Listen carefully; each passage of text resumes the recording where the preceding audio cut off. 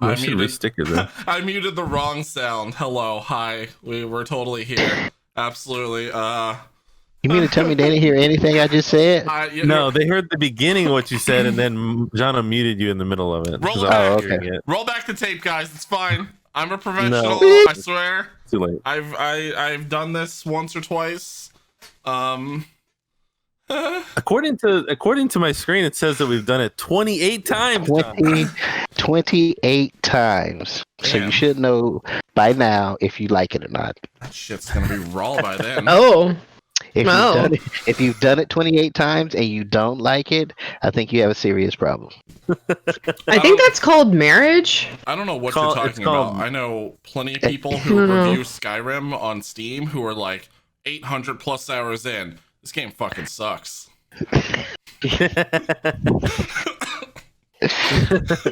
You know, it's kind of funny. There's a lot of PC games actually that are like that, where you could have spent a lot of time in it, and then you're like, you know what?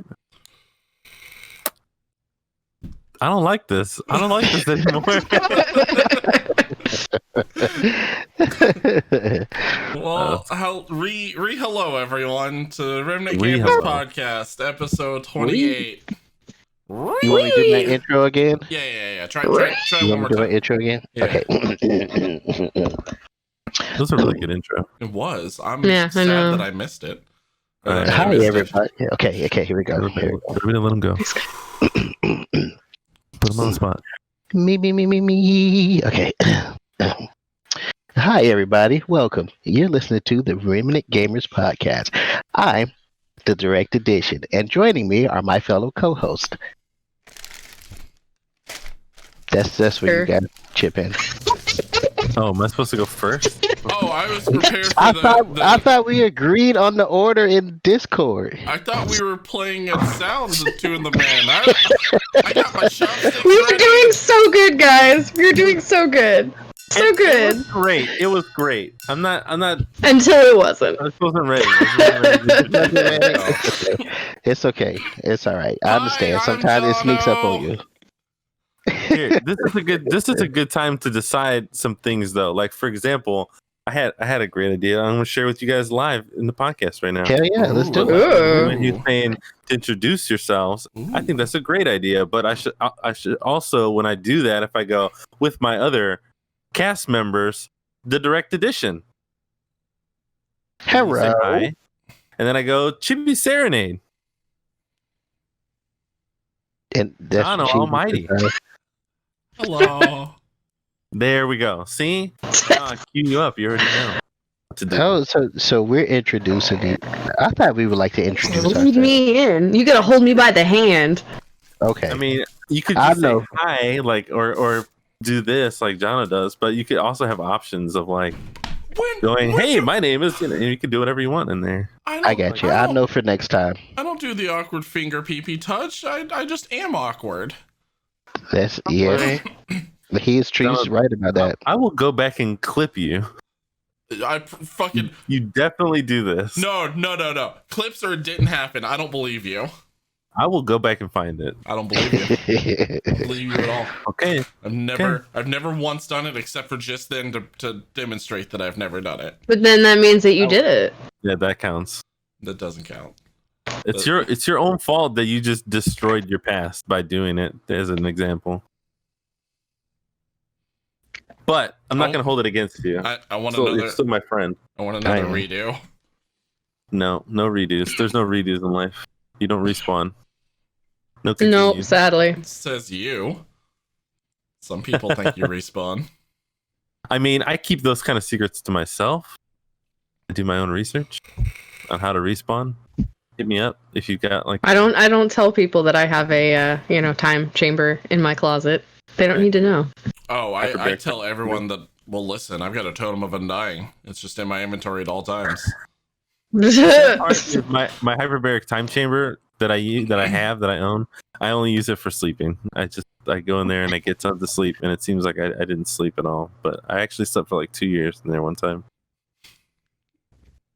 So much time. The hyperbaric chamber that you heat. Yeah. So speaking of time, what have you guys been playing in the last week? Oh boy, let me tell you. Yeah. Let me tell you. All the same games from last week. What? And I added a whole bunch of new ones for absolutely no reason other than to clutter my life up with different things. Actually, here I have a list. I added Dauntless, which I started playing for no reason. I was just like, hey, Dauntless. How do you feel about it? You were talking about it last week. How do you feel about it? It's okay. I'm not huge on the gameplay style yet, and it does kind of seem like a little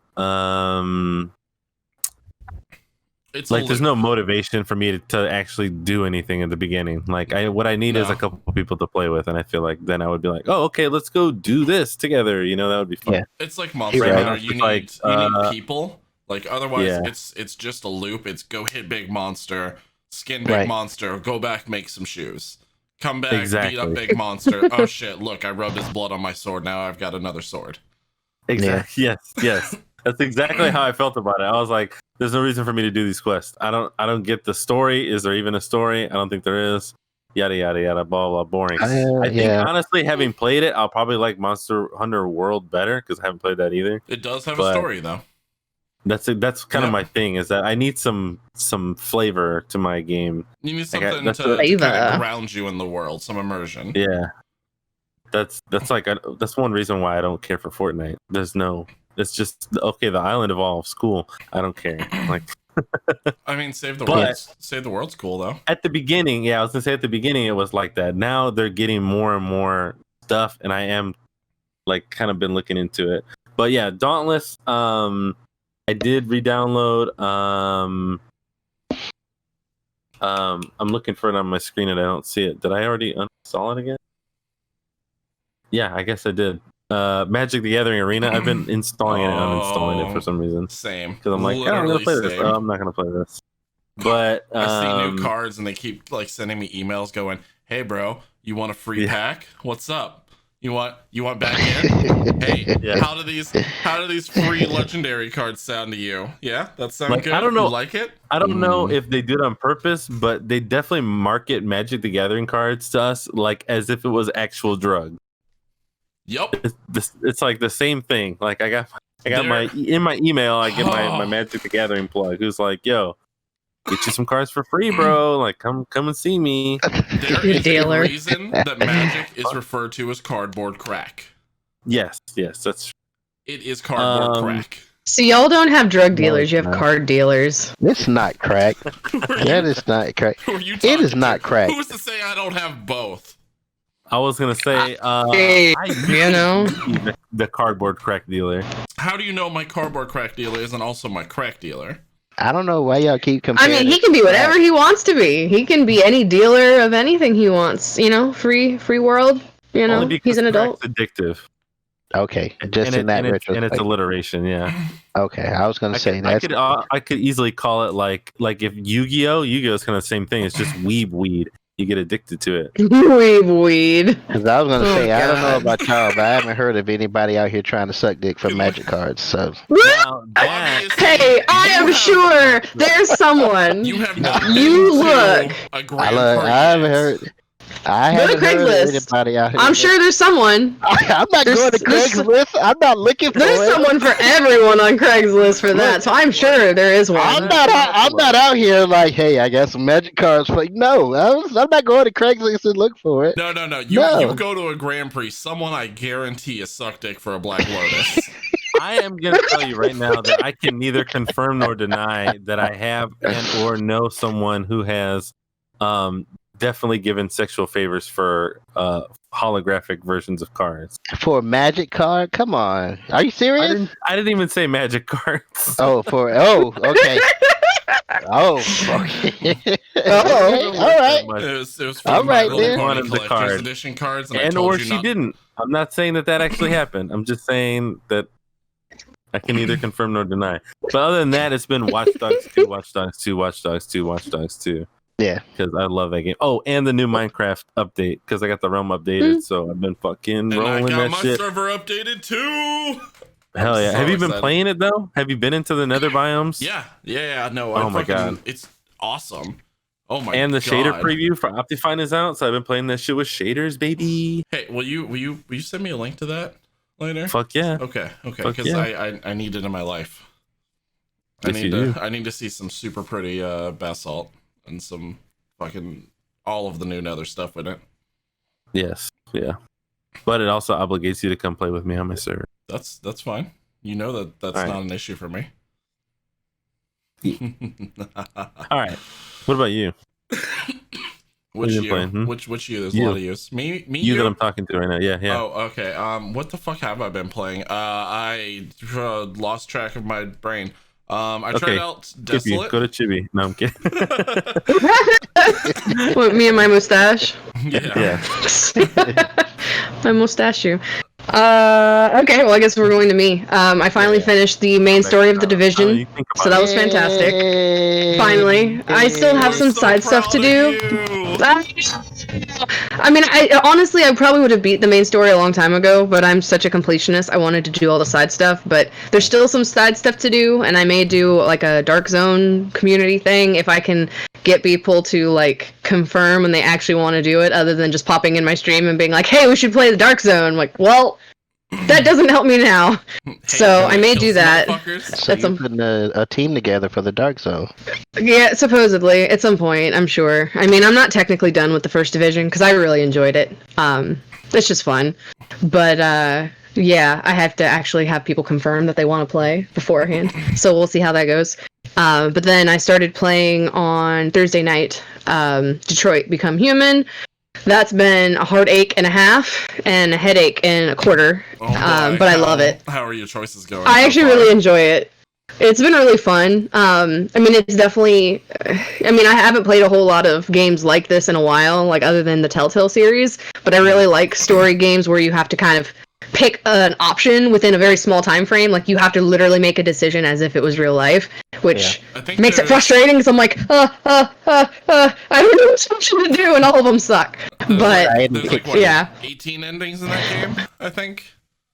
I don't know, but all I know is that I was having a discussion with Blade about it, and I think I literally had the moment that I feel like the developers really were going for, because I'm so used to doing what games tell me to do.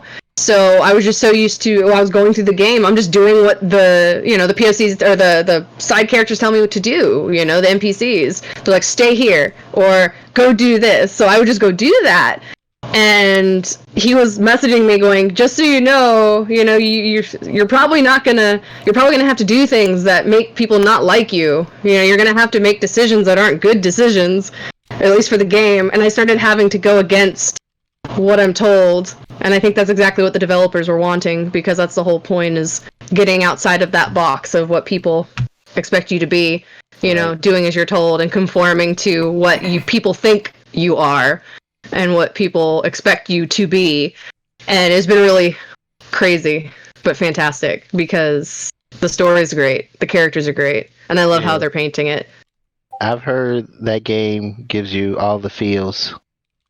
Yeah, I mean, you're having to make really big decisions, and it's not easy decisions, because they're decisions that I feel like people make on the daily, but just not in a game setting, Like, you see someone doing something wrong, and you're like, well, should I do something? Should I say something? No, I shouldn't say anything. It's going to cause trouble. Well, yeah, but you still should say something. Yeah. It's going to make it more difficult for you, but you have to do that. So it's been, I don't know, it's been crazy, and it's hard to make decisions in this game, but I really like it. So I'm excited. I actually didn't want to wait till Tuesday to play it again. I was actually debating on doing another stream this weekend, but I got busy, so I just wasn't able to do it. So I'll be back on Tuesday to do it again. So, but it was hard. That was probably the longest stream I've done since I started. I think I went like a legit 4 hours, and I really would have kept playing, but I had to tell myself to stop because it was like past 1. So I had to go. Was that Thursday? Yeah, it was Thursday, and I had work the next morning. I think that was the night, or it was Thursday night, right? Because that was the night I did Survivor Boys with Moose Wednesday night, and it put me past my bedtime. So Thursday night, I ended up falling asleep at like 8, and I got up at 1, and I thought I still saw you online. And I was like, no, there's no way she's still online at this time. Oh, I was. It was like almost 2 o'clock. I was like, oh my god, I gotta stop. There was also because the it was time that like you messaged me at like 5 in the morning, and I was like, Lat, what the fuck are you doing up right now? This is my time to be I awake. I was up from like 1 in the morning to 5 because my schedule was messed up from Wednesday. And if I would have known, I thought my computer was like updating and frozen, and I was like, no, it was me. No way, Chibi is still online at this time. I was there. Oh, I was. It was great though. I'm up to like 4 a.m. every morning, so I was like, oh, hey. See, normally I would too. Like, I actually do not like going to bed early. I'm a night person, but my job makes me have to, so it is what it is. But man, because they make it to where it's hard to stop, because it really, when you finish a story, all you do is click next, and it just starts the next one. So unless you have the ability to stop yourself and be like, okay, I'm done, you'll just keep going. You'll just keep going through story after story after story. And I think I went through like 6 different ones before I was like, wait, how do I even pause this game? How do I end it? It just keeps going. Right. So I had to figure that out. But it was good, aside from being told that the, yellow little light on their side was telling me that they had to go pee, which was not accurate. It's like, you trolls, get the fuck out of here.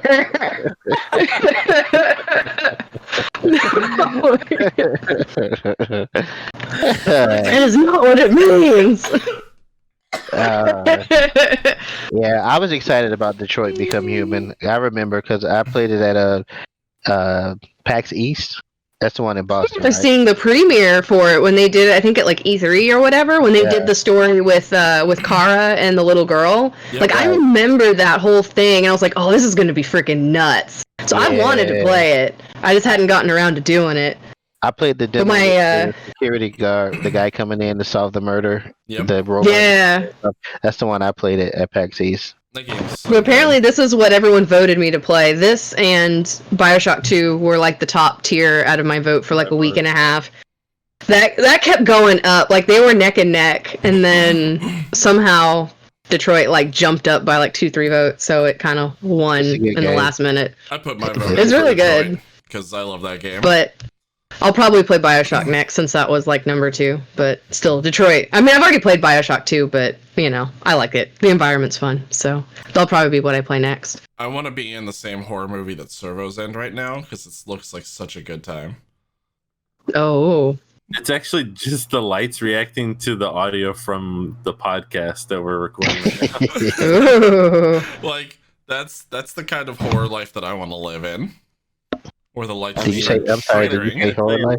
When I have the ambient lighting turned on and I watch a scary movie on the computer, it's intense, dude. Because when it gets loud, when things are like, blam, like all the lights go goosh, like that, and I'm like, oh. Oh my god, that would be so fun to play horror games with. Dude, that'd be the worst. Now, I was actually gonna download. That's another game that I didn't get yet, but I'm trying Dead by Daylight this week. Servo! I'm so excited. Oh my god.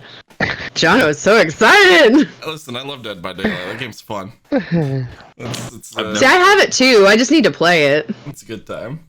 I have it on 2 different consoles, or 2 different systems. But that's because it was free on PlayStation for a while.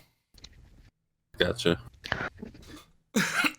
I think so, Jonah, what have you been playing? Did you get your list? Yeah, I think I remember, kind of. So Monday I was playing a new survival horror game called Desolate. It's all right. It was a little too difficult for what I was trying to do, and I put it on hard mode and didn't help, and got wrecked a lot. Damn. It's fun though. It's like survival horror, but you're like living in the world of Chernobyl basically. So everything is just crazy mutated and fun.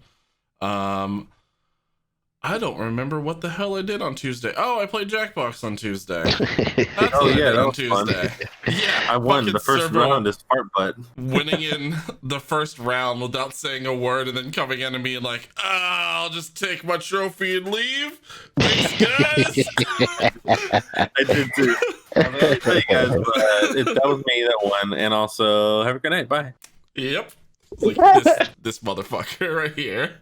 Oh, let's see. I didn't get to play anything on Wednesday because that was my brother's graduation dinner. Yay. How did that go?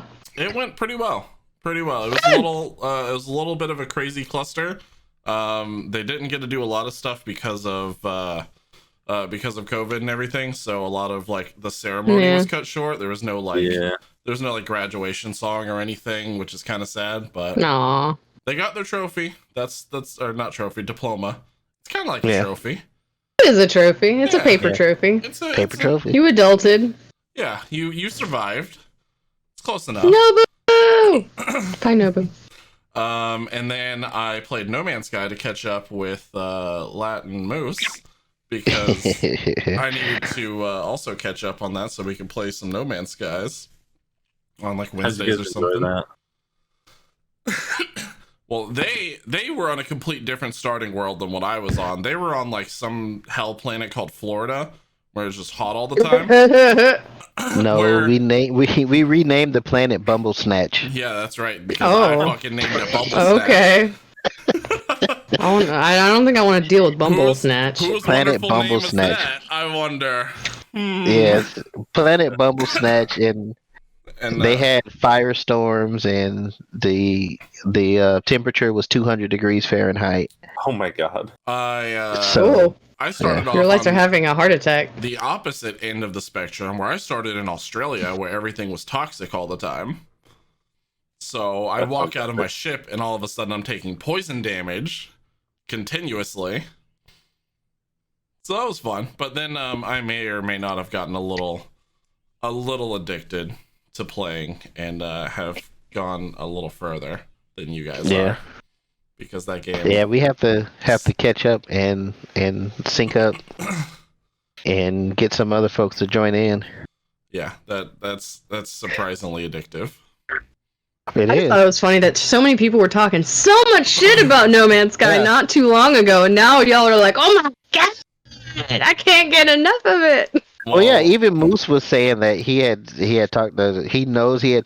bashed No Man's Sky in the past, and he knows that he trash talked it, so he was giving it a whirl, and surprisingly enough, it was kind of like reverse reactions when we played, because I've been kind of like a undercover advocate for No Man's Sky, telling people it's not that bad. But when I spawned on the planet that Moose was on, I was kind of like, "Fuck this game! This game is awful." And he was kind of like, "It's not that bad. It's kind of fun. But yeah, there's no kind of learning curve. They just drop you right into it and like go from there. And get good. Survive. Yep.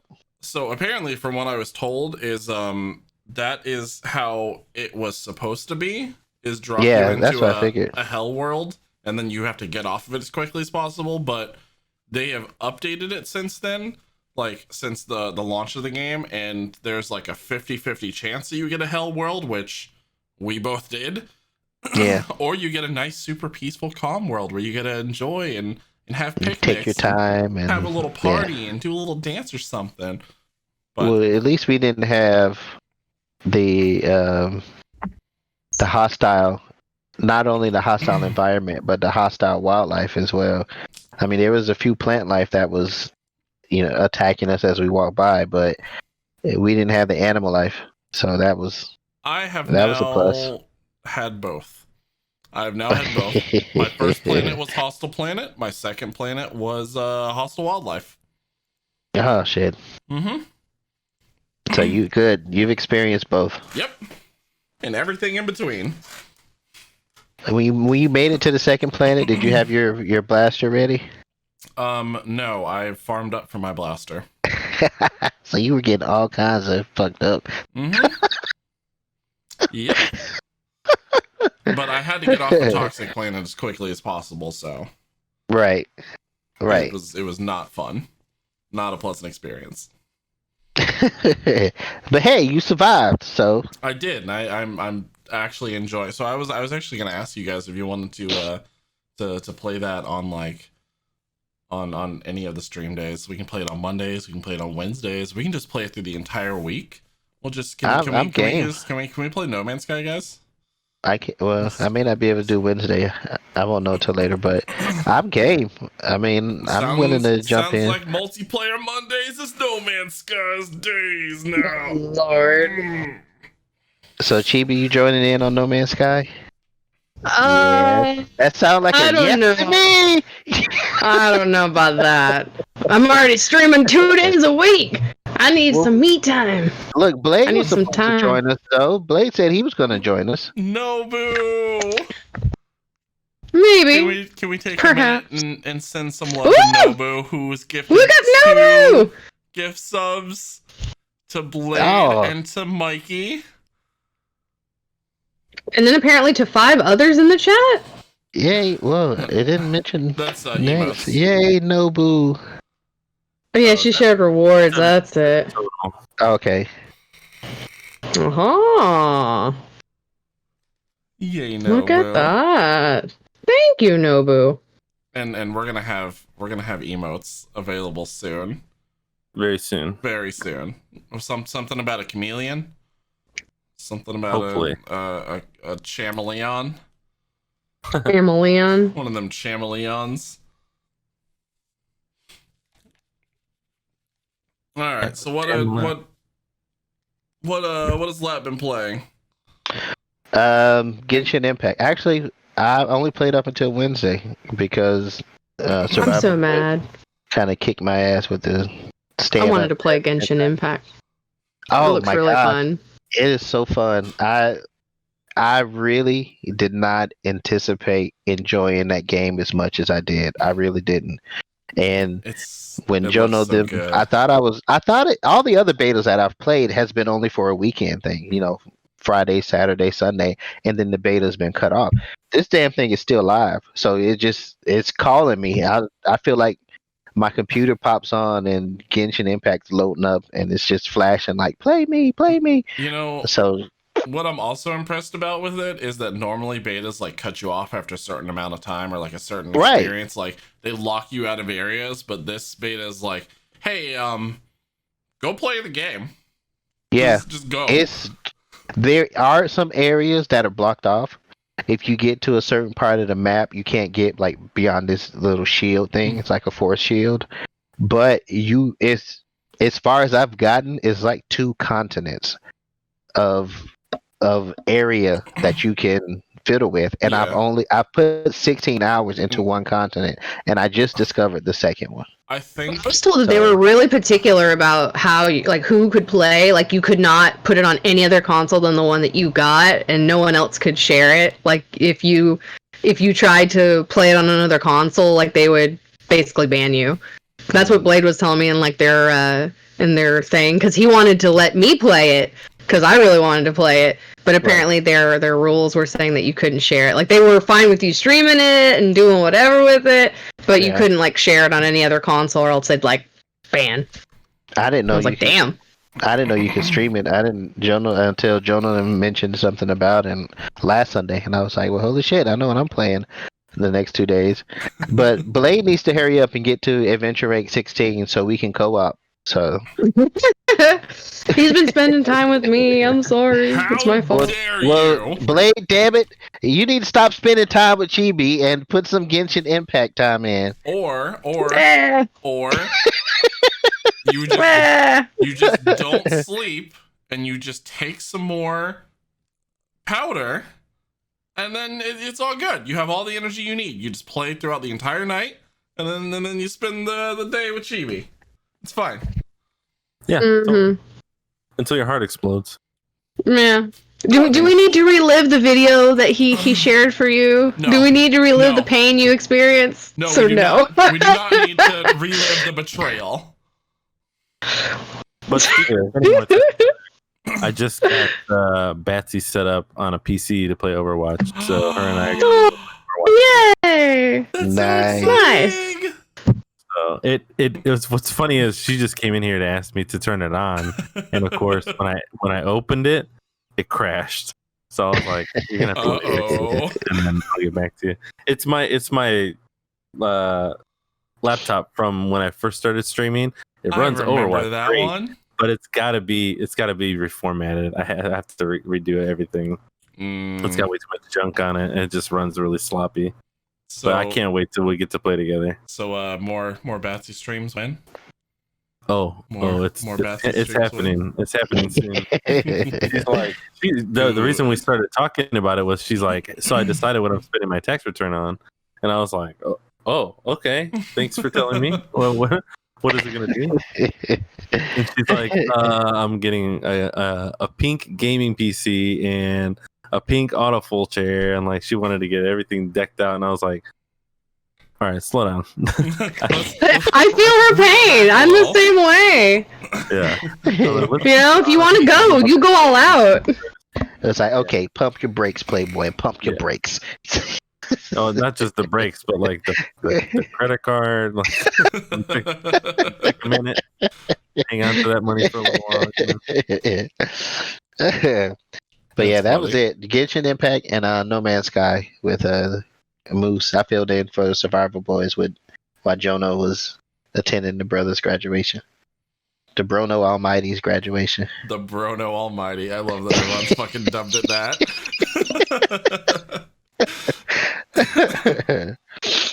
Oh god. All right, well, let's you want to break in some topics? I think there's one specifically the Lat was very, very excited about. I know this because you put it in like so that's why large impact font on our topic list. It wasn't on purpose. 5 times. Yeah, we probably gonna have to get some No Man's Sky in this week because once Friday hits, then I'm gonna be lost to the Ghost.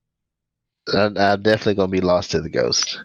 So Ghosts of Tsushima. I'm trying to hurry for that. It drops Friday, July 17th, and the particular topic I was excited is that because they have a trailer you can watch during the load time of the game. So I thought that was pretty cool. I thought that was a pretty cool feature that they would add in because nowadays loading damn games takes, depending on your internet, upwards of an hour or so.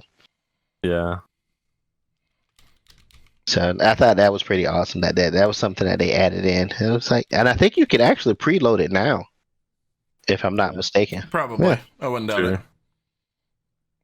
But then you wouldn't get the trailer that you're all super excited about watching over and over and over again for 7 hours.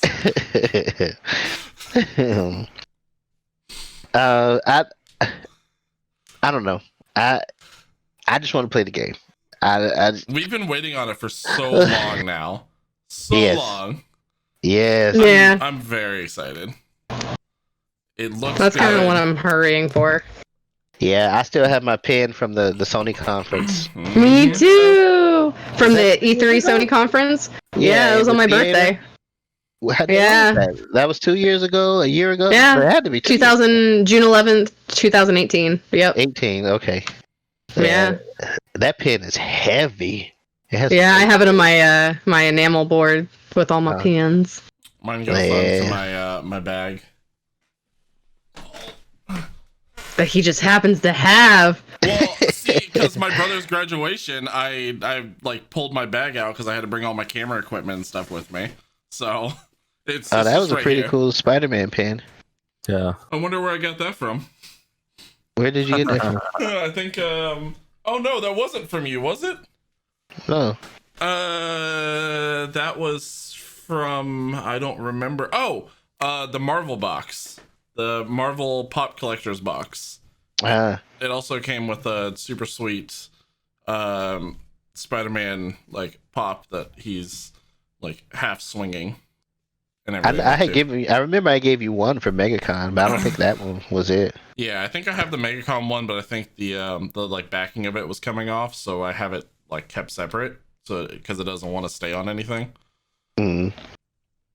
But I gotta stop giving stuff away. I've given so much shit away. I had a friend that was like, I had given her a shirt like from like all of my crap that I got boxed up here, and she was like, "Does this look familiar?" And I was like, No, but it's a pretty cool shirt.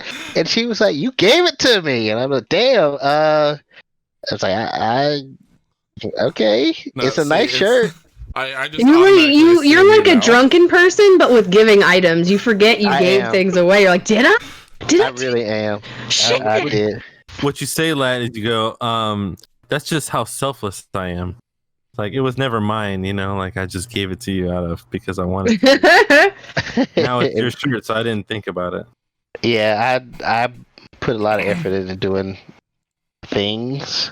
And I was like, I want to do giveaways, and then I buy all the stuff for giveaways, and then I'm like, should I do giveaways? Maybe I wait on the giveaways. And then people come over and they're like, oh, that's pretty cool, and I'm like, here, take it. See, you could also just go like the chaotic route from that instead, and when they're just like, you gave this to me, and be like, oh, that trash? Yeah, I just want that out the fucking way. Dang.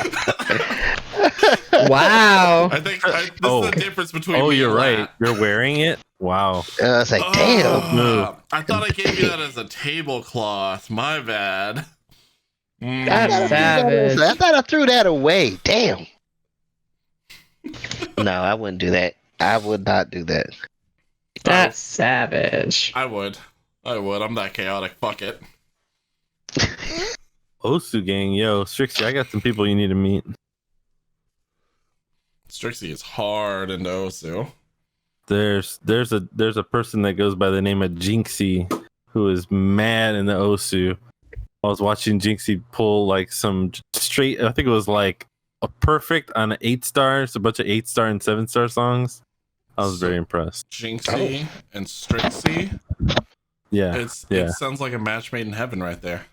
It does. They both have the E and at the name. Yeah, they're both. I'll send you a link.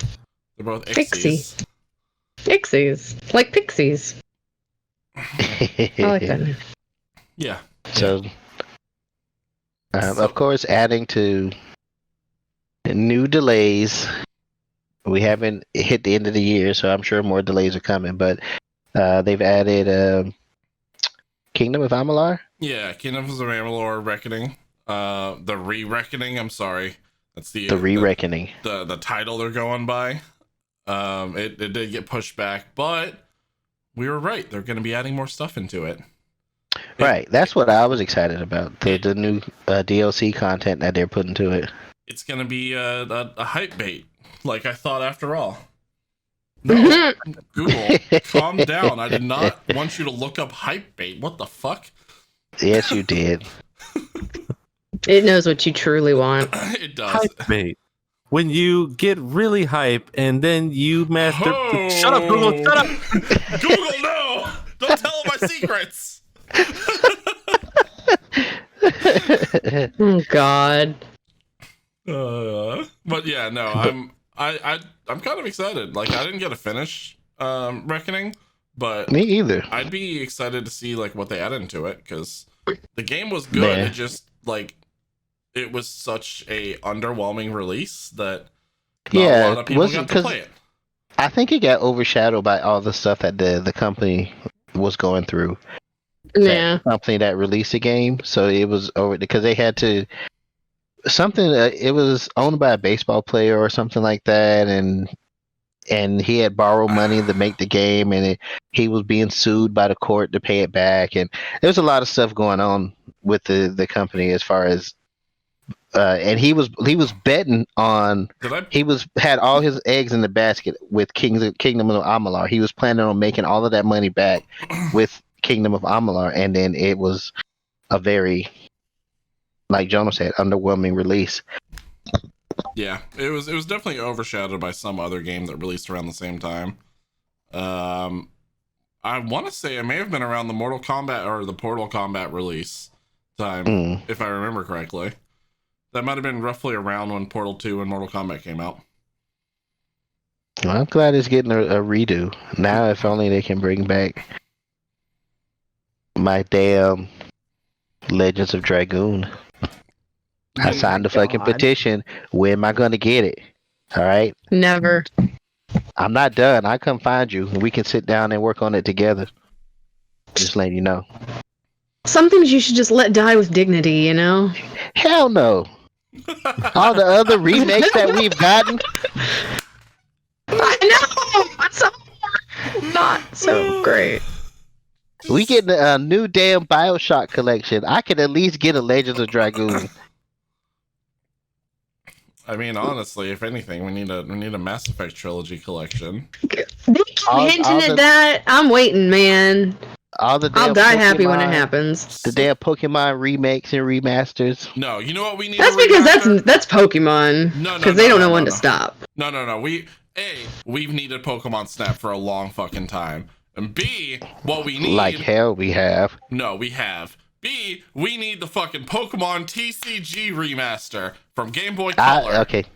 I'm on you with that. TCG. I'm not gonna lie. I'm on you with the TCG release. All right. I'll hop on that bandwagon. I know how to pull your heartstrings. But give me some Legends of Dragoon love. Just give me some love. I'm not asking for much. Hey, we just want a freaking Mass Effect collection that I can play on a current console. That would be great. Can we just that's all I want. Everything at all times? Yeah, just a lot of things. But also, can we also just acknowledge the fact that Mass Effect and the story where Shepard basically goes in front of the political powers and tells them there's an immediate threat going on, and then they pretty much tell them that it's a hoax. Like, nah. People get killed. Really hits differently during current events. Yeah. Who posted thankfully, that on Discord? You're welcome. Thankfully, Commander Shepard was a Spectre and was like, no, fuck this. I'm going to do this myself then. Bye. Screw this. I got this. Is that like the theory that Matt Groening from The Simpsons is a time traveler? Oh, no, he absolutely is. You cannot tell me otherwise. Too many things have happened. Now I want to play Mass Effect. Now I'm upset. Yeah. It's a great game until you realize that you have to complete a bunch of really wonky missions. I don't remember being that wonky. I know, but I still love it anyway. I still love it. 2 is a masterpiece. It's a great game until you spend like 20 hours on the elevator. Hey, I'm fine with that. The conversations that happen in that elevator are hilarious, depending on who you have. I'm gonna be honest. The Mako and the elevator, especially Fuck like the Mako on a computer. I was saying like, on PC, it's different. On PC, it's way different. Yeah. The Mako, on the other hand, you have to have a controller because if you try fuck the Mako on the PC, it's like, and then you're like, okay, you know what? Fuck this mission. Like, I'm not. Well, that's me on a console. Good God, I hated the Mako with a fiery passion. I wanted that whole section to die. I hated it. That was the only thing I disliked about it. The less I had to deal with it, the better. Yeah, it was rough. I was fine with the whole drilling thing that they did in 2, so I was like, all right, that's fine. Let me. Andromeda is way better than the one in Mass Effect. Yeah, that's true. They did make it a little better for that. That's probably the best part about Andromeda. Yeah, the vehicles. Yeah, it's a lot of fun. The Kingdoms wasn't the only game that was delayed. There was a. And I've recently heard about this one from Amazon, this upcoming MMO. Yeah, New World. New World. But that's been pushed back. I didn't see to when, though. I don't think they have a pushback date. I think they were just like, we're just gonna push it back and keep it in the works. I think honestly, it's kind of like riding along the whole Crucible didn't release to its full expectation kind of thing as well. Okay. So it says spring of 2021 has been pushed back to. Yeah, they probably want to make sure they don't have the same kind of release as Crucible did on their hands. So yeah, probably it's one of those. Let's make sure this is fully cooked before we release it out there for people to eat. Before we have to unrelease it. Yeah. Yeah. Let's make sure this is already done and everything is. We put everything into it before we have to pull it off the shelves again. How long until Stadia's unreleased? How long until the recalls? I don't know. We Stadia's we haven't had any news lately. Yeah, that's why I'm kind of concerned. We haven't had any bad news as far as Stadia, and I see on some of the upcoming live releases that I see a bunch of Stadia games going. So I don't know. They just need some. I think they just need some strong exclusives. Maybe. They need a lot at this point. I mean, Poor Stadia. Mm-hmm. I can't count them out. You know, I supported No Man's Sky for so long. I can't count Stadia out just yet. You know, they're the little console that could. yeah. I mean, the same people who are hating on No Man's Sky are liking it now. So maybe this will be another thing. They'll have a comeback later. If they can have a full comeback and impress me, I will absolutely eat my words. But here's the thing for me, like, and I agree kind of with what all of you guys are saying, but from my personal perspective, like, I haven't been that hyped to even jump into Stadia, and they're gonna have something that's gonna make me want to get it. Yeah. Because early on I was like, Google. I love Google. But now I'm like, why would I buy this? I don't know why I would buy this. As much as I am a very large advocate for Google and love everything they do, they also have one of the worst track records for dropping any project halfway through its development. Like, we've predicted the future on our cast before, so I wouldn't be surprised if after this an article drops like, Google canceled this Stadia. I'm like, shit. No. This is what it's gonna be. It's gonna be Google canceled the Stadia. By the way, guys, now the technology from Stadia is being developed into Google Glass 2. Oh boy. Yay, AR Minecraft. Hey, I will play the shit out of that. Listen, the Microsoft HoloLens, that was like the thing that almost sold me was the AR Minecraft part of that. Like that, and then them walking around the room being like, I want to watch TV. Bloop. Like, if I can walk around in Tony Stark all the time, but wear something comfortable and that like looks decent like Google Glass, I'm in. I'm all in. Yep. Same. Don't give me a giant ridiculous headpiece. Mr. Question. Thank you, Mr. Question. 3 months, bro. Nice. That guy's killing the game. Welcome back for another month. Jono Stark. God, could you imagine? Just me in a cave with a box of scraps? It'd be awful. Yes. I suppose. It'd be you in the cave with a box of scraps. Exactly. When I read that, Jono, I didn't picture Tony Stark. I pictured you in Game of Thrones. Okay, that would probably make more sense. That totally confused me in my brain just now. I was like, what? Why are you guys talking about cave? Why would you be in a cave? They live in a castle, dumbass. Well, no, I mean, listen. He was in a cave for a little while with Egret in there. All right. He was in that grotto. Oh yeah, he was all up in that grotto. Oh God. But he was, and then she joined him later. Yeah, exactly. That's what happened. That sounded so wrong. Wonderful. We all know how your brain works, Chibi. You don't have to tell us. What? My brain works in what way? You're clearly like that means nothing. You're clearly the most rude out of all of us here. I know. You're not. I am wholesome. Like, ew, right. Gross. We're like, what are you? We're just talking about video games and movies. I am 1,000% wholesome. I don't know what you're talking about. So speaking of naughty. Speaking of video games, Nico, no. Has anyone looked into this Manicore game that we have on here? No. I thought it was a platform, another platform, kind of like Stream. They're looking for people to kind of like good lord, and I talk about it with Jack every once in a while, but it's like the game jams. So they're looking for people who want to make games. Yeah. That sounds like the coolest name of a gaming soundtrack collection that I would listen to back to back. Manticore. No. I think we need to put that together. Jams. I think we need to put that together. Game jams. What we're talking about is it's like games that are made like as part of a competition. They get together and then they've got like I think 48 hours to make a game, and then that's one of the Celeste. Celeste was originally a game jam.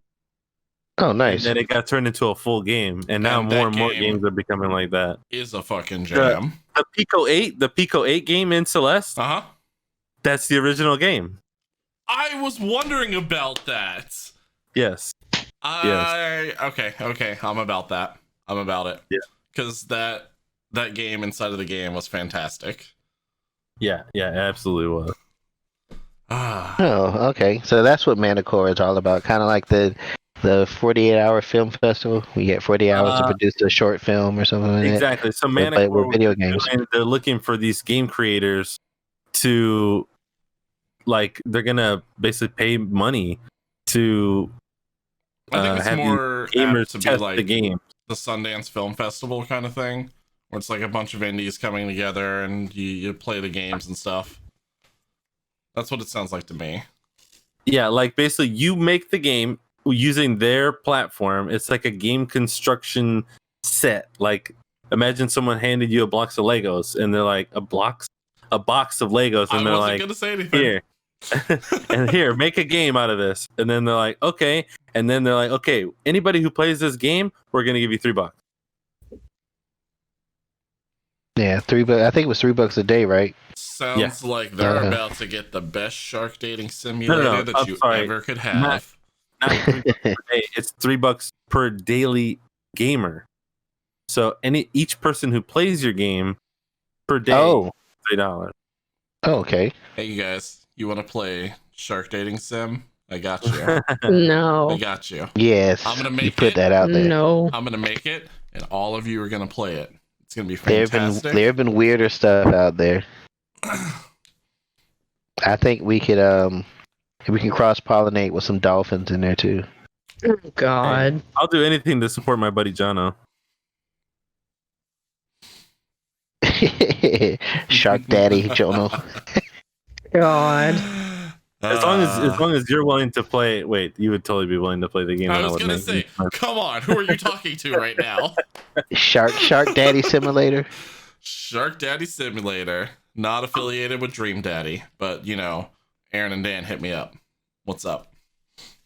Oh my God! Hold on. We can collab. Sidebar. Shark I straight up looked up, and there's a piece of dust that's attached to the ceiling, and it moved because the fan is on, and I thought my life was in danger because I thought it was a bug. Could have been me. I feel your pain. For a second, I went, oh. You hate that? That's the worst. Oh my God. Stupid dust. Dust. Get the fuck out of here. All right. Anyway. Speaking of dust, the Sims is getting a reality show. Is it? So basically, just a reality show. I was like, isn't that just like what the fuck was that MTV show? Isn't that just Big Brother? Like, but not. But I'm interested. Like, for example, in this show, can I make someone get in the pool and then delete the ladder? Yo! Oh, that's just cruel. I'm in. Or make someone go to sleep and then delete the door. Can I delete the door? As long as we can't kill people or, murder them, I think that's fine. I don't want them to die. I just want them to pee themselves in a room until they have to be let out or or they like. That sounds like the set. Never mind. I'm out again. I'm out again. That sounds inhumane. I wanted to trap the man with the kitchen fire. If you guys have never done that in The Sims before, then you need to. I was that typical person who made the family based on whoever I was dating at the time, so I didn't want them to die. I lived out my life through The Sims when I was like 12, so no. I lived out my life. I cried when people died. The last time I played The Sims, my character would basically work and lived so crazy that he went to work, got arrested, went to jail, and then got out and died on the sidewalk on his birthday. Wow. Live hard, die hard. Okay. I guess. All right. He lived the life of a rock star. All right. You've got to kidnap somebody, put them in a room with an easel, make them paint some beautiful paintings, and then you sell them online, and then you watch them go crazy, and then you give them a journal to journal in every day, and you watch their descent into madness. Isn't that how everyone's life goes? John, I'll write that down. Totally. TV show together. Dibs on being the one trapped in the room. Oh, okay. I was gonna say we should be the ones watching that person on a camera, but if you want to be in the room, that'd be even better. Oh God. Listen, man, I'm just saying, I'll do anything for content. It's fine.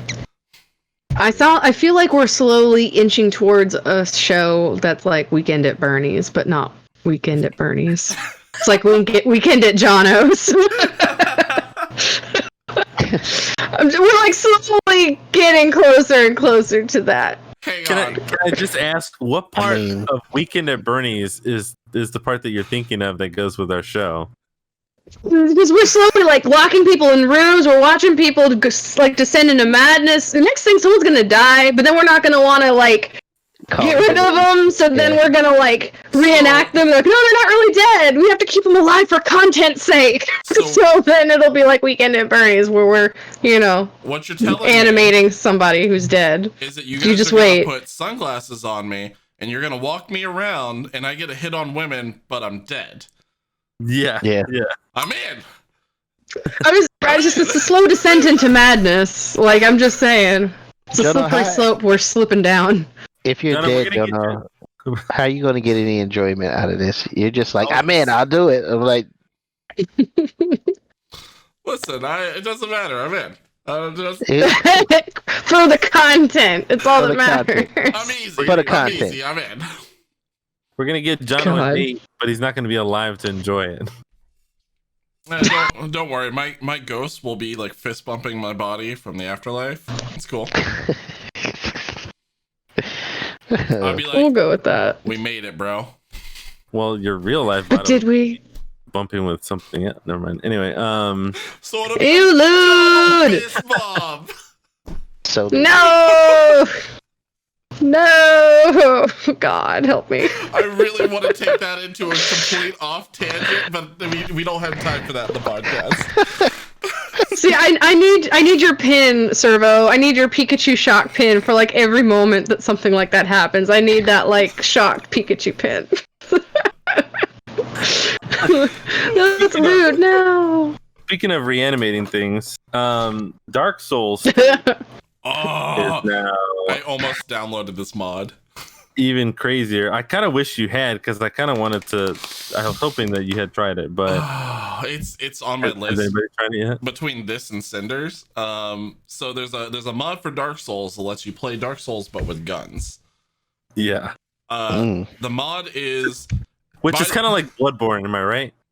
No, because the guns don't really do anything in Bloodborne. They're parrying tools rather than actual shooting tools. Okay. The creator of the mod said, "Hey, this is not balanced in any sort of way, and it's not supposed to be. This is legitimately just for fun. So go to town." Wow. And they've started adding in Resident Evil 4 style weapons and aiming systems. Oh God. It's so good. It's so fucking cool looking. Wow. Just Jono enjoys Dark Souls 3 gun mod. Maybe. Wow. Oh. You yes, apparently I'm with a rocket launcher. Come on. What's not to love? Yeah, that's awesome. The fact that it's Resident Evil style guns makes me actually a little bit happier, because that means if they don't put Mr. X in it, I don't care. Oh no, you can mod Mr. X into it. X gonna give it to you. Who's X gonna give it to you? Just roll around with a hand cannon, I feel like. Yeah. I want to play it so bad because I want to see how many different kinds of guns they have in there, and I think it would just be so dumb to see how enemies react to the guns instead, especially in like maps where you're trapped in with them. Like the Abyss Watchers is just like one big room that you're in, and then there's multiple different bodies of the enemy that you have to kill through. So I want to see if I could just unload with a machine gun. Just give me a Scarface Tommy gun and go to town. That would be actually pretty dope. How long until I decide to download this and play it? Probably about 2 hours. I mean, you could be downloading it right now. Oh, wait, never mind. I'm kind of the one running the podcast. I can't quite do that yet. Anything is possible, Jono. Anything is possible. You're right. If you have the mindset for it. Screw the podcast. It's Dark Souls time. Pew pew time. Out of here. Peace. Speaking of guns, Super Hot sequel has been announced. Actually, was it previously announced, or are they just making this update about it? I didn't actually that part. There had been rumors. You can get the sequel for free if you own the original. Yeah, they announced it and announced that it's free for anyone who owns the original already. Oh, okay, that's what I thought. Yeah. I'm super stoked for that because I mean I don't even own VR. I actually played Super Hot at your house, Jono. Yeah, you did, and I enjoyed it so much. I can't wait to have a reason to come over there and try. I played this Super Hot without VR, and then I played it with VR, and they're so drastically different, but both are equally as fun. Yeah, I think I might try and download it without VR and see if I like it. But if you haven't played Super Hot before, the type of game is. So think first-person shooter. Think first-person shooter. The Matrix / Time Splitters. Right. Okay. Basically, if you're standing there holding your gun, and if you move, time moves. If you stay still, everything stops. So in other words, I can sit here and I can look and see what's around me, but as long as I don't move my gun, nothing else happens. And then if I go to shoot somebody, they also can react. So it's kind of like you can very quickly and very ninja-like be like, okay, there's 3 guys in front of me, bam, bam, bam, and you can win. Or like you can do a lot of crazy stuff. It's really fun. There's a lot of times that I'm playing that game where like when I'm doing it in VR, I'll have like a gun held on somebody, but I know someone's coming up around the corner, so I'll speed up time with my left hand and be like, come on, let's go, shoot that guy. All right, grab his gun. Good. Yeah. Okay. My favorite is when you're shooting and then you can catch stuff to like throw knives at you, so you can go like boom, but the knife is coming at you, so you just go and then grab it and throw it back at the guy. Makes me feel like I'm in Big Trouble in Little China. That is still the only VR game to make me full on fucking douse buckets of sweat because of how much movement and how much restraint you have to have while you're playing it. Because you can full on like duck down and like completely avoid bullets, but then you have to like stay in that position while the bullet is going over you. Yep. Oh, it's so fun. I'm so happy. I love Super Hot so much. It's a great game. You can also throw your weapon to you, because like when you're in the stages, you start off in one spot, but then like as you progress and like as you kill people in one area and move to the next one, there's like the stages are visible, like you're just moving in different positions on them, and once you start getting good enough, you can just chuck your handgun over to where you're at in the next area and just start with it. Mm-hmm. It's fun. God, I could talk about Super Hot forever. Have you ever seen the game, or if you haven't watched it, I highly recommend checking out also the speed runs of Super Hot, because those are really wacky to watch, because they do a lot of what you were talking about, John, where they're moving this arm, keep time going, and they don't actually like really slow down time that much by staying still. Almost the whole time you see the guys are going like this with one hand with the controller, and so that they can go do do do do do, and they're just like the whole time. It's fucking wild. Reactionary. Yeah. God, the game is so good, so ridiculous too. All All right, you guys want to get into Ubisoft? Yes. Speaking of reactionary. Yeah, speaking of reactions, who all caught the Ubisoft? What the hell did they call it today? The Ubisoft Forward. Ubisoft Forward. That's right. Forward. I didn't get a chance to catch it, but I did read some of the highlights from the conference. Yeah, I watched it. I watched it from the end of Watch Dogs, which I literally like signed on right at the very end of the Watch Dogs, all the way through to the rest. Nice. And from what you were telling me, Jono, it's just, it's pretty much a lot of stuff that we already knew about was coming. Kind of just an update on.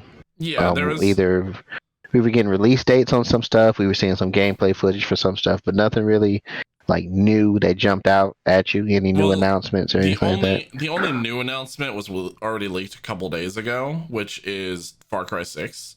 Far Cry 6. With how do you say his name? Giancarlo Esposito. And they did show they showed this absolutely gorgeous trailer for it, by the way. And it all led into basically like the fascist leader being like Fidel Castro, that you're basically fighting against in Far Cry 6. So. And if you don't recognize the name Giancarlo Esposito, you've seen him before. I'm pretty sure he played the villain in almost everything that I've watched. And when his name, so Breaking Bad. Yeah. Breaking Bad? He was in Breaking Bad. Mandalorian? He's the commander in Mandalorian. Yep. Yeah. Yeah. And Star Wars, but yeah. Yeah. Star Wars in general. I was kind of like, it's about time that he's crossed over into this video game. Realm. Yeah. Have you guys seen the collector's edition yet? Like, you get a flamethrower. I did see that. That's cool. You get a freaking flamethrower. I was like, what? And it's an Ubisoft store exclusive. Like, it's ridiculous. So yeah, Far Cry 6 was the big like new release leak kind of thing that they showed off at the very end of the conference. But they also showed off Watch Dogs 2. They showed off a pretty decent amount of that. They were even talking about like the Easter eggs that are carrying over through all of the Ubisoft games like that, which is cats in a boat that they started back in Assassin's Creed Syndicate. Yeah, it's pretty adorable. Yeah. They showed off a new game. It was Tom Clancy's Elite Squad. Yes, which is a mobile game, but it's got people from every different Tom Clancy universe in it, and the only one that I knew by name, because it's the only one that really has a name, is Sam Fisher. Right. Which Siphon Filter. Yeah. Which, I mean, to be honest, it was pretty cool. I was like, I really wish that we just, had a new Siphon Filter game. Yeah, I know. I'd love to play Sam Fisher again. A game. Yeah. A game. Yeah. Yeah. Game. The good old Sam Fisher game. So that it actually didn't look bad either. It was like all There's a game with Sam Fisher? Yeah. What? Oh. Yes. Carry on. No. Carry On's a complete different game. That's made by Devolver Digital, which I also want to talk about after we get done with Ubisoft and talk about how you do fucking conferences right. Because Devolver Digital had their conference Saturday, didn't they? They did. They had a conference, but they had a little bit more than a conference, as Devolver always does. Yeah. Talk about it now, Jono. Tell me. Yeah. So Devolver, please. Devolver always goes through this crazy ass fucking storyline because they're indie developers who just like to have fucking fun. So they always go through these like zany E3 storyline type of things that no one really knows about unless they catch highlights of, because they usually do their conferences at 2-3 a.m. And it's always just the zaniest like grindhouse kind of conference, but it all has like one revolving storyline to it ish from year to year. Since they didn't have E3 this year, they did their own conference. But the more important part about it is they also released a free game on Steam to walk through their conference and walk through each of their announcements and games. And it was called the Devolver Digital Expo. or something like that. Nice. That's some original thinking. Yeah. You got to walk through the conference halls and like this giant convention fake E3 looking thing. You had a t-shirt cannon, and there was a bunch of sentry robots and like secret areas that you had to sneak around and get to. And once you got to like certain places, they showed like trailers for their games inside of there, and they were like rooms that were dedicated to it. Like the coolest one was Carry On, which is a game that I'm super excited about. You basically play as the Thing, and you're just a giant blob going through in 2D and just eating people and engulfing them. That's awesome. But the room was like this giant like computer room, and you got to see the giant blob hanging from the ceiling watching the trailer of his own game while you watch the trailer.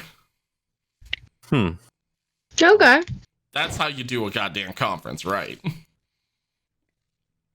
But back to Ubisoft.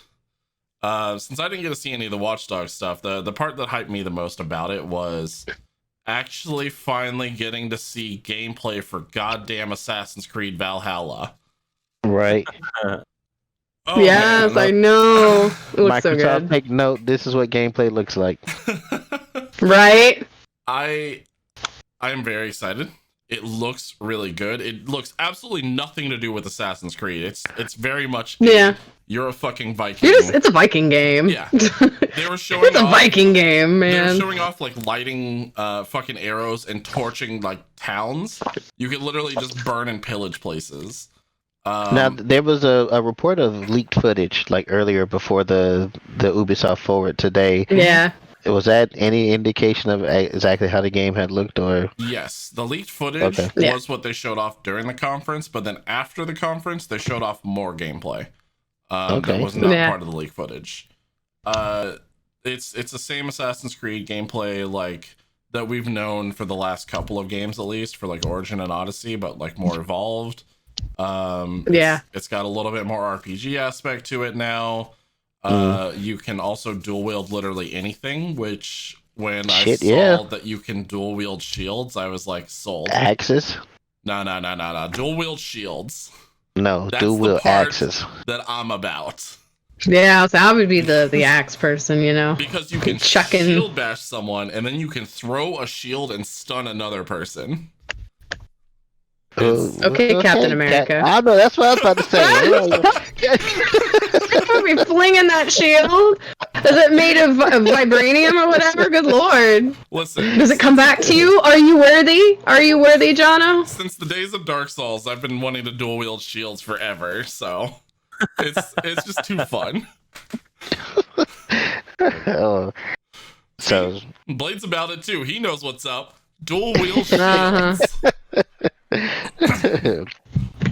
But no, it looked like a lot of fun to me. Like the storyline is gonna have very little Assassin's Creed in it, and it's gonna be all Viking, go kick stuff down, burn villages. Why not?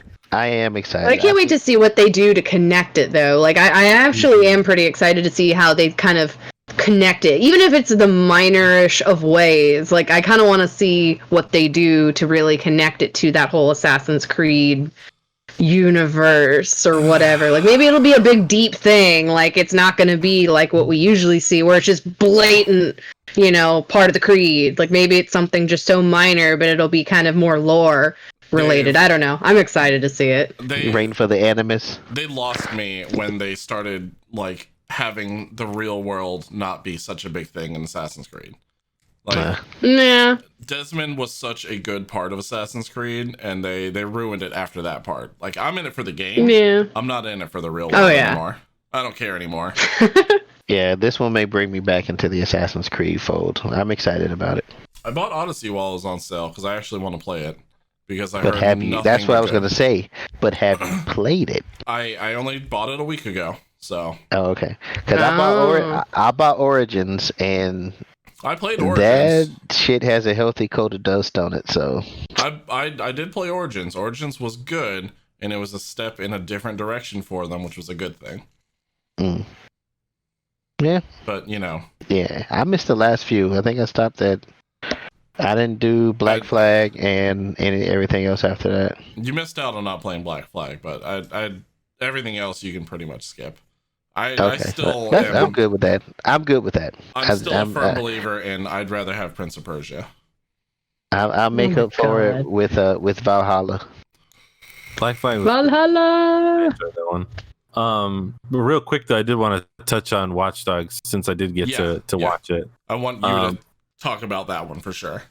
Yeah, first of all, I've been playing Watch Dogs and Watch Dogs 2 for a while now. I play every once in a while when I get a chance to like go back and play just a game just for shits and giggles. Usually it's either GTA 5 or Watch Dogs.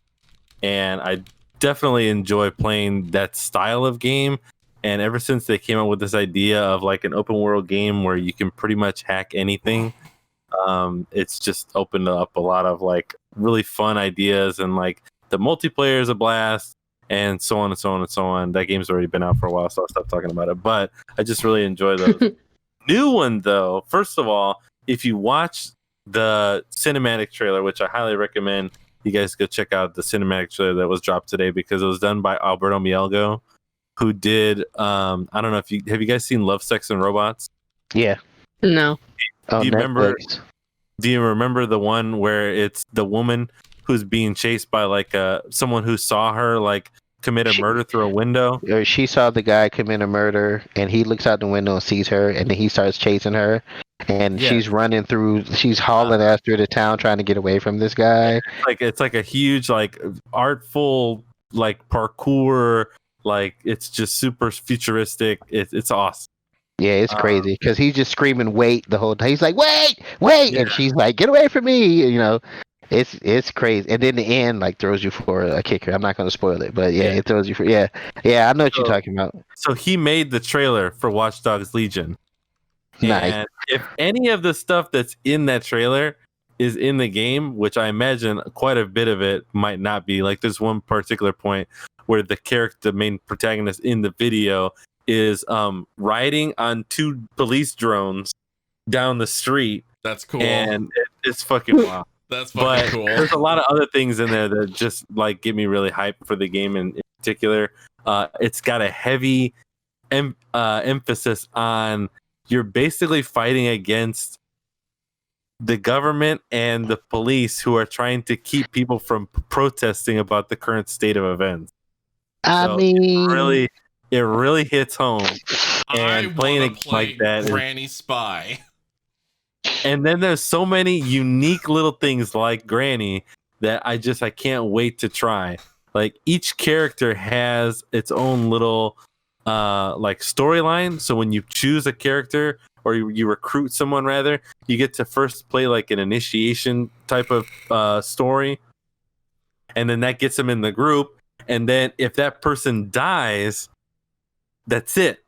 It's kind of like Fire Emblem. Oh, so like permadeath. Oh yeah. The characters are part of the storyline as long as they're alive. So your game dynamically changes every time you recruit somebody, and you can form your team however you want. They showed in the last trailer they've got like a group of grannies. They've got a group of like like from the previous Watch Dogs. They had like the hipster kids who are kind of like they're all about like their own different aspects. Or you can have a group of people who are like ex-military or shit like that. So they're basically what they're doing is they're making DedSec, which is the community of people who are essentially the anonymous of the Watch Dogs world. Yep. Right. They are opening it up to more and more people, and people are making it into what they're calling the Resistance. So the Resistance is basically what you make of it, and it's going to be a really fun experience from what I can tell. So is it kind of like you're building your own DedSec, or they're revealing the community behind DedSec? No, the DedSec has always been like basically it's a group of non-grouped up people, except like in the last game they had those people that kind of like made up the storyline. In this case, exactly the Resistance. Like Anonymous. Yeah, in this case, the Resistance is more like Anonymous in that basically anyone who has the ability can contribute, and these people are getting together in groups and contributing by recruiting others to complete certain tasks. So you basically beat the game by basically finding all these different avenues to go about You know what it's very similar to in concept from that point? Assassin's Creed Brotherhood. Arguably the best Assassin's Creed game. Yes, yeah. That's one of my favorites too. Yeah. It's literally go recruit, build up the Brotherhood, create the entire like defense against like the dark arts. I thinking. I started it and I was like, oh, I'm out of fucking hole. I can't say dark arts. This isn't Harry Potter. Yeah, just go build up. It's always Harry Potter. God damn it. No, but like just the general concept of that, would be a really neat thing for them to do, like something along the lines with that. If they did something like that, but with like a Kingsman game. Oh, I love fucking Kingsman. That would be pretty cool. Like you go and you recruit like a new, like the new knights, and then if they die, then you're like, well, guess I gotta get someone else to fill those shoes. Mm-hmm. The King's Man should be, well, I don't know if it's going to be out soon. They're probably going to reclose the theaters, but well, I mean, the King's Man, the prequel to the Kingsman. I'm excited to see that because I loved all the Kingsman movies. You mean the 2? Yeah, that's all of them. Well, they didn't the second one like just come out not too long ago? The second one was like 3 years ago, 4 years ago. Yeah. What? Yeah. 3 years ago. It's been a while. It was a while. I thought it was like a year ago. No. Dang. It's a series though. It's based off of a comic. Hells yeah. Hells yeah. Yeah. No, those are good movies. Soul Calibur 3, Nobu? StarCraft 3? I think StarCraft 3. Oh, okay. I was gonna say, didn't they already have Soul Calibur 3? It's on like 6 or 7 now. Listen, my hopes are still held out for StarCraft Ghost, but that's never StarCraft 3. It's never StarCraft 3. You should know most of these people can't count to 3 with games. No. That's Valve. Valve can't count to 3. They instead count. Specifically, they count to different parts, and then they count to Alex. I was gonna count to Alex. Yeah. 1, 2, Alex. Yeah, I was gonna say Ubisoft did the same thing. Assassin's Creed 1, 2, Revolution, Brotherhood, 3. They made it there. They took a little while, but they made it there. Okay. And then they stopped counting, and then they started going, Unity, Syndicate, Origins, Odyssey. Huh. When did we get Assassin's Creed 5? Whoops. Good job, Ubisoft. Well, they probably realized halfway down that way, they're like, numbers are probably going to sound stupid after a while, because we're going to do a lot of them, so we don't want to do Assassin's Creed 12. That's right. Like, that would sound kind of stupid, So, like, let's just divert. No one will notice. No one will be able to tell. I don't know what you're talking about. Final Fantasy's been doing it for years. They don't have a problem. Well, that's Final Fantasy. But they make it fancy. They're using the Roman numerals. Yeah, it sounds more elegant. You know it does, damn it. You know it does. Final Fantasy VI. Yeah. I know so many people who call it that, and I just want to hit them with a hammer. I want to play Final Fantasy VIII.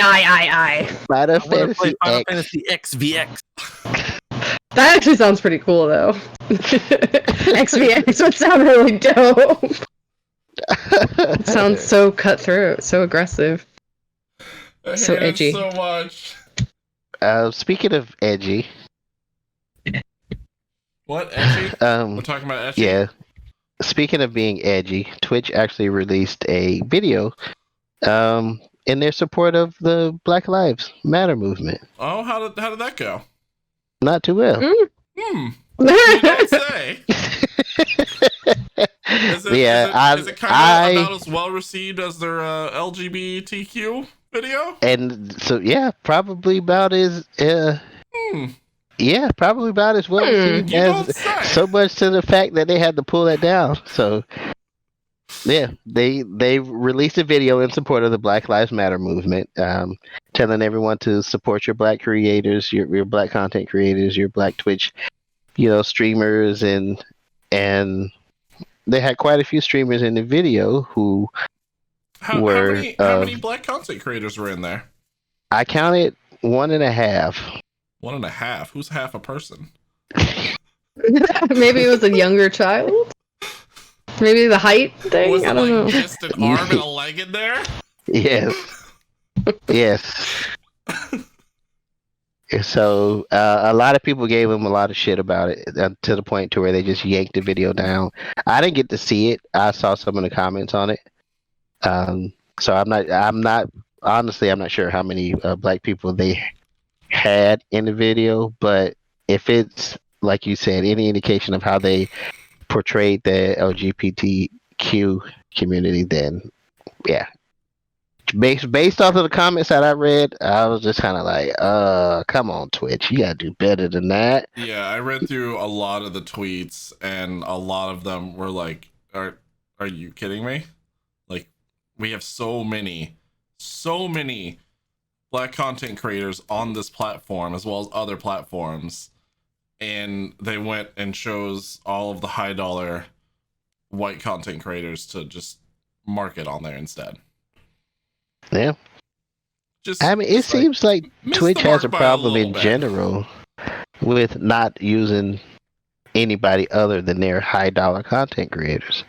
Well, it's interesting because it's like they've got plenty of partners who are of color. They've got plenty of people who, I mean, I don't know about you, but I feel like there's a lot of people out there who have spoken up already and have clips and things like that. I'm sure those people would not have minded just being put in there for like, hey, throw me $100, like something. Yeah.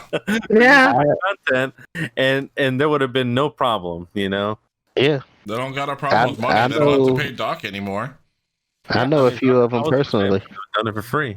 I know a few of them personally that spoke up about it, and especially the Black Lives Matter movement, and on Twitch, who've actually had discussions and on their personal channels, who aren't, I wouldn't say, I don't know what the high value or the high dollar streamer that Twitch was looking for, but I think a simple call, if you would have put out a simple call about, hey, we're looking to do this, XYZ, and this is what we're looking for.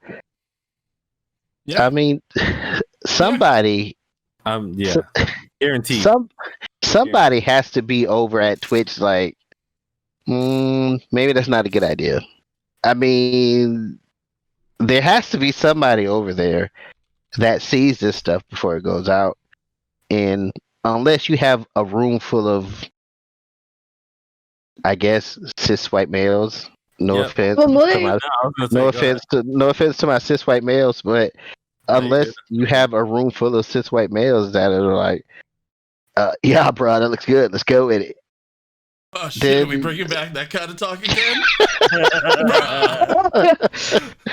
Not to say that that's what the cis white males sound like, but I feel like you have if you've done this with the LGBTQ community and now with the Black Lives Matter movement, and you're just missing the mark constantly every time, it seems like you have a room full of yes men, and you need to shake it up a bit, because obviously you're not in touch with your community. Yeah. There's got to be somebody that's just not paying attention over there. Someone on their PR team's just like, whatever, looks fine to me. Yeah. Let's just roll with it. You got it, bro. Looks good. Yeah, bro. It's fine. This will totally get them all hyped, bro. Let's put our intern on it. Yeah. If they did put an intern on it, then yeah, that's another issue. But only thing I can say is Twitch, do better. That's strike 2. Well, I'm sure that's strikes 630, but who's counting? But do better. Us. We're counting. Yes. And that's what you probably need to be worried about. That's what Twitter is for, keeping you on your toes. Which they did. Always. They did post a thing immediately after when they pulled it down. They were like, "We understand. We definitely missed the mark. We'll do better." Yeah. Yeah. Bruh. No. Bruh. Do better, bruh. I want to actually meet people who talk like that, because I don't think I've ever met someone who talks like that legitimately. Go out Not that there's anything wrong with it. I've just never actually met someone who talks that way. Wrong with it, but I have met a couple people that talk like that. Go to the beach bars.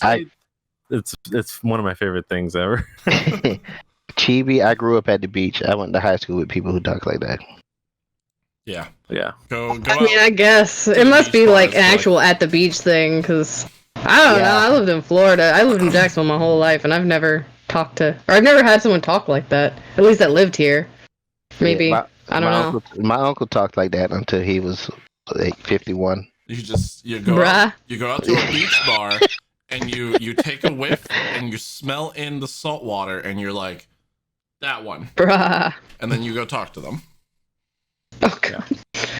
You sense them on the wind. Yeah. Saltwater smells so good. Just start at Neptune Beach and then walk towards Jupiter Beach.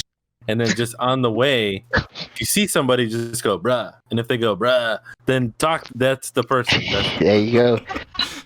Or you just walk, my god. Just walk through a crowd of random people and just be like, bruh. And then whoever responds with the bruh, then you... What's up, bruh? So is that like the call of the beach, bruh? Yeah. Yeah. You be like, bruh. bruh. It's the great bruh migration. They can hear you from miles away. Yeah. Once you put the call out, they'll be like, yeah, bruh. Bruh, somebody talking to you, bruh?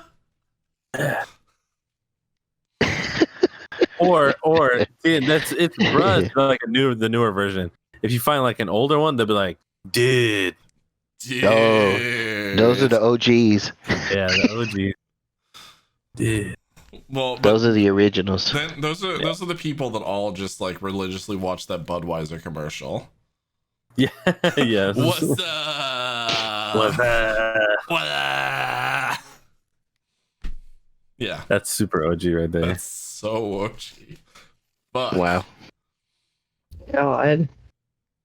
Yeah. So I guess before we head out of here, we want to make mention that I know last week we talked about if anyone's having any issues or anything they need to talk about, they can come to us. But there's also helps and hotlines and numbers that you can reach out to. And we say that because we just had another story pop up that another streamer had committed suicide, and she was only like 26 years old. So it's sad that we're starting to see more and more topics like this, and we really don't want to lose anybody, especially in our community, anyone in general for that matter. So when I was looking at it, I was like, we always say that you guys can come and talk to us or hit us up if you just want somebody to listen to. But I also looked up like if there's some numbers. Maybe there's some numbers or a web address that somebody can go to if they did want to help, if they didn't want to talk to us or anything like that. Yeah, so I dropped those in. Yeah. So if you want to talk with someone that you feel more comfortable with, or some people don't like talking to people that they're close with because it feels too vulnerable. You'd rather talk to someone who has no idea who you are. It's kind of like a neutral playing field. There's definitely tons of places like that you can just go and just really talk about what's going on, and that way you kind of feel more kind of in a safe place. You don't feel like it's too personal. Yeah, and looking into that, I did find out that I thought it was a pretty cool notion that the FCC was presenting draft rules to establish a nationwide 3-digit phone number for crisis connection. It's not active right now. It'd be like 911, but it'd be for like And I thought that was a pretty cool idea for anyone with like mental health or that want to be connected with Americans in crisis or anything like that. But I thought that was a very good idea. But it's not active again, and we threw some numbers in chat if anyone may need it. We're not saying you do, but maybe there's somebody out there that does. And there's nothing wrong with that, yeah, you know. Maybe if things change, you know. Absolutely nothing wrong with it, especially right now. Like the amount of overstress that is on everyone during this pandemic as well has been a major hit to people all over, whether they're struggling with mental illness or not, but especially on people who are struggling with mental illness. The inability to go out, the inability to have things as easy and like complete lifestyle changes has been a major effect to a lot of people. And if you need the help, it is there. We can help you. Definitely. We can send you to people that can help you as well. But yep. It is. I totally agree. It is important. Oh my goodness. Nobu with 1,000 biddies. He says, thank you for everything. Girl. That will be dramatically helpful for those people who need it. You're absolutely right. Oh, no. I hope it does help somebody. I absolutely thank you so much for that 1,000 biddies. Mm-hmm. Thank you. It's true. Nobu. Sometimes people just don't know that stuff is available, you know? Yeah. Right. Or they don't think that they need to. Or they feel a lot of people feel threatened about it. In this particular case, Olana had made posts in the past talking about how she felt personally that if she was to call somebody for help, that maybe the cops were going to show up because she'd heard that happening to people. Yep. And the people were going to be basically forcefully confining her against her will, which is, again, that's a very scary thing to deal with when you're already dealing with, there's a lot of this sense of depression. Bad stigma, like around depression and around like mental health and getting help and everything. Like I hadn't gone at all until like the last couple of years to go like seek help for it. As I was like, no, if I admit it, then that means it's true, and that means I actually need help or something. But no, it's a normal thing. Normalize getting help is what we need to do. Yeah, absolutely. Plus, there's just a lot of people who can't afford it. Like, I'm definitely one of those people that I went through a lot of stuff going through life, and I just could never afford it. And you just don't. You just deal with it because it's expensive to go see a therapist or to seek help. But you know, at the time, they didn't really, you know, growing up, they didn't, I mean, they had the hotlines, but it was different. You know, hotlines were kind of treated differently back in the 90s and the early 2000s. No one really utilized those. You know, they looked at hotlines like, you know, those, Quest hotlines when you're looking for a date kind of thing. There really wasn't a whole lot of usage other than for third-party stuff that nobody used. You know, I never had friends who did that. Can I still call those hotlines? Quest is still totally open. Absolutely. It's weird, but yes, it's absolutely still a thing. But, I mean, there's hotlines like that for people who, you know, if you can't afford to go see a therapist, you know, they can at least be a starting point, you know, just to talk to someone and, you know, they can at least advise maybe a secondary option. Maybe they can give you other things that you can do that you can't afford. And, you know, and a lot of health insurances do cover it now. Mm-hmm. And you know, there's also other options as well. I know there's a couple virtual therapists that I've looked into as well that will do either video calls with you or like direct chats with you instead or texts. Because not a lot of people are comfortable with the phone. Not a lot of people are comfortable with going in person. But a video chat is a little bit different. It's a little bit easier to handle because you're in your own safe, controlled space. And it's something that I've looked into a lot recently too. So that's another. And you have full control over it. Mm-hmm. If you feel uncomfortable, you can immediately just cut it off. Mm-hmm. Right. Well, it's a lot easier than having to like leave or something. To go somewhere, and talk to somebody.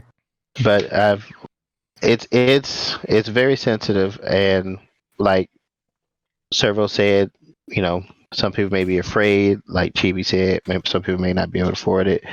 I grew up and they were in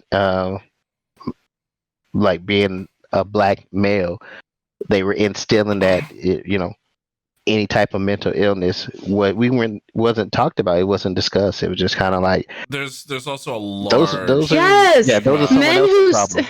Yeah, so yeah, it's like men need don't to, deal you with know.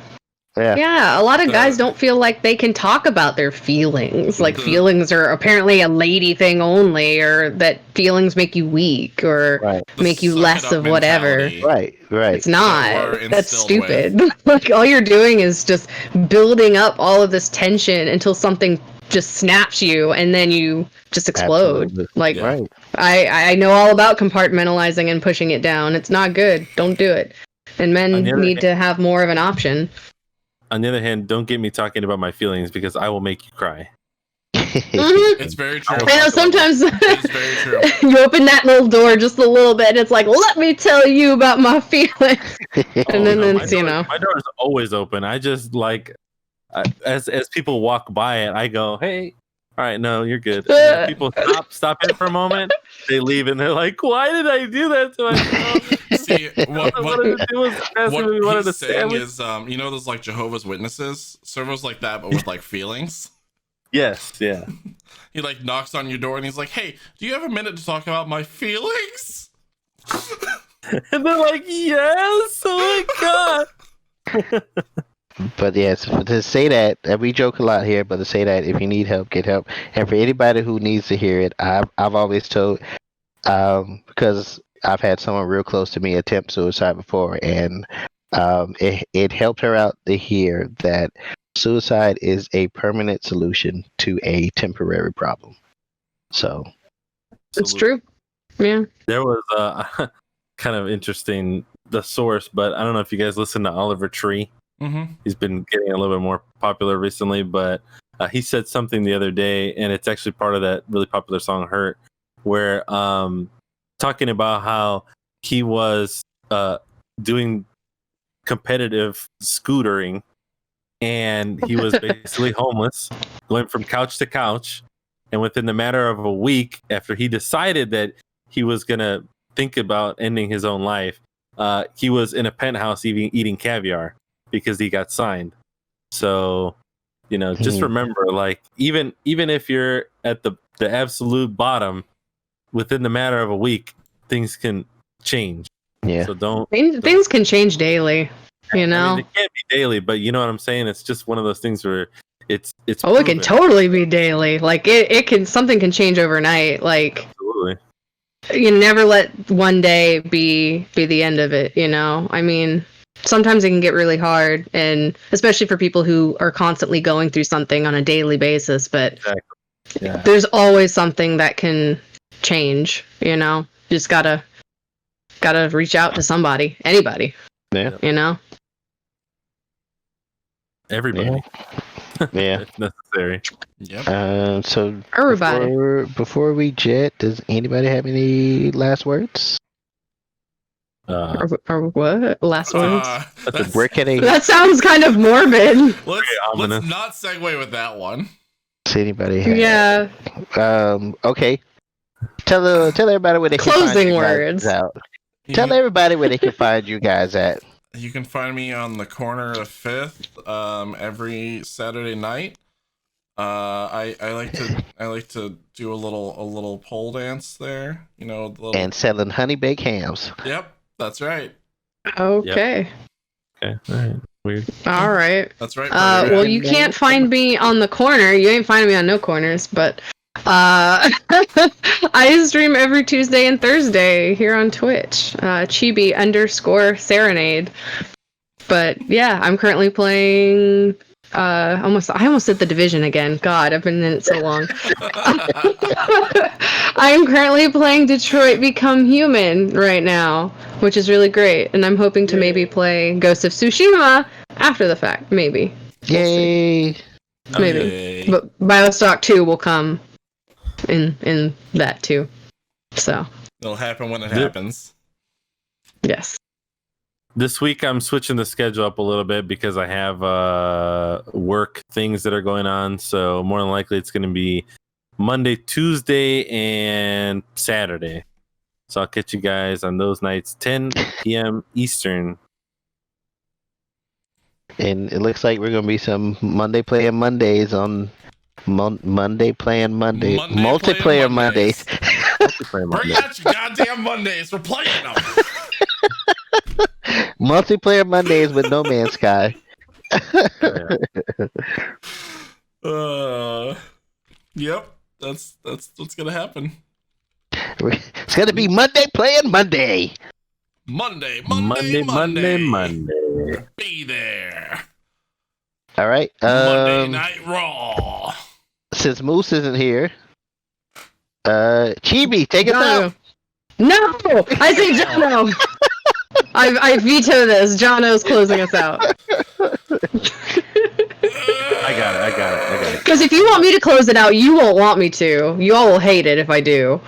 Why? You don't hate anything. You can't say that and us not be incredibly curious to whatever the fuck you're gonna say. You know where I'm gonna go with this. You know where I'm going with this. Yeah, no, she's and you right. don't want me to do it. She's right. Chibi's banned from the podcast. Servo, take us out. I'm gonna take. I can't do a Moose, but I'll take us out with a short prayer. The way I do it. Yeah. Holy moly, Parcheesi Domino Yo-Yo. Thank you. Everybody have a great night. We love you. Ikitakimasu. Thank you for the food. No, that's okay. Oh yeah, that's what Lat said. I was like, that's not what I said. Damn it, we love you guys. Good night.